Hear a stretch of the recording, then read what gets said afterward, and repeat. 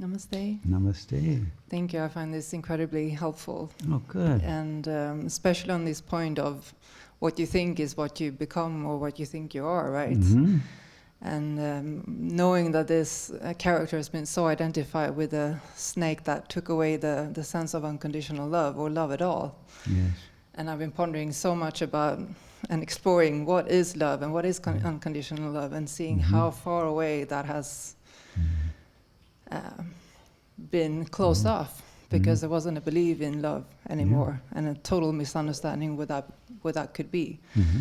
But with that kind of pondering, I feel it's been kind of connecting as well to that kind of possibility of, because I've been at the same time pondering like on all the stages, how can you have that security on the inside, so that's all that you worry about, the love for God, and just feeling totally content and at peace with that, and then you don't worry about what's happening on the phenomenal plane without not just disregarding it, but actually feeling at peace and feeling that having that total different direction of the mind.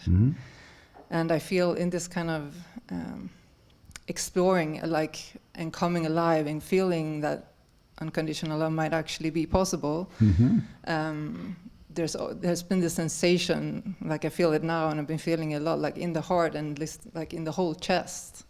So I've been wondering about this kind of, I don't know if it's a positive symptom in a way, but this kind of like, is it a way for the mind to kind of understand that love is within me, or like what love is? And I don't know, I don't really understand. I don't know what the question is exactly, but that's kind of what I've been pondering on. Here's what I speculate is going on. The love wants to emerge from your heart. Because you're identified with the body, you put the heart as if it's in your chest. It's actually not anywhere, because it's in another dimension, right? It's the heart of God, right? The heart of being, the heart of love, of the cosmos, not just of an individual level, right? But that's what you are, and that love wants to emerge. But when it starts to emerge, it runs into the preconceptions of the past that your love will not be accepted, that you won't be appreciated, that you'll never get your love reciprocated, and that not only your love, but your being will be misinterpreted by the other. Or you will have a delusion about the other and then be rudely disappointed and dismayed, that you got into some situation that was a fantasy, right, and not reality. So all of those issues that are based on past experiences and projections and let's say the suffering of traumas in childhood, are still there, blocking the willingness to open completely and be vulnerable, right? Because that's what the ego will feel. But when you realize that your love is not a love for someone or a need to be loved, it's simply like the sun wanting to shine, right? And that the more you allow yourself to shine without concern for how anybody sees you, in complete freedom from care about their projections on you. And the love is simply the joy of being, and of having the consciousness and the intelligence of that infinite self being able to pour through you and fill you with inspiration and with empowerment and with all the things that the ego could never feel, because it never felt safe enough to allow those potentialities to fully emerge and bring confidence and poise and that sense of deserving happiness and joy and freedom and all the goodness of your being, because it was never seen before. And so by shining, you're allowing yourself to see your own light that no one else saw.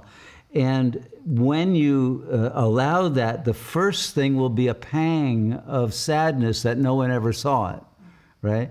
You have to burn through that pang of the past not having been filled with love, of having lost out on that kind of a childhood or that kind of love relation that was fantasized, etc., and be able to free yourself into accepting yourself completely now, and all of the powers of your soul freed from that that paradigm, that false paradigm of reality, a frame of reference that has kept you framed in a very small kind of a field without access to your greatness and your complete independence from any need of another. And it's that then that opens you to your infinite nature of total presence as the blissful light of divine love. And then that takes over, and the mind that was trying to protect the heart from being hurt, that falls away, like the bird coming out of the eggshell, because that was a defense, right?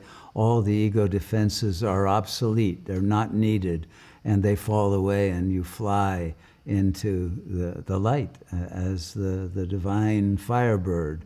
That's what's about to happen, okay? So all you have to do is have trust and faith and keep shining, and the light will shine on you as well as from you.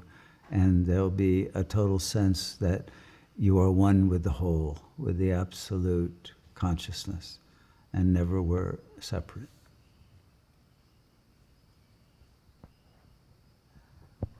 Do you think that was very helpful? That moment of Sadyamukti will come very soon. Be ready. Namaste.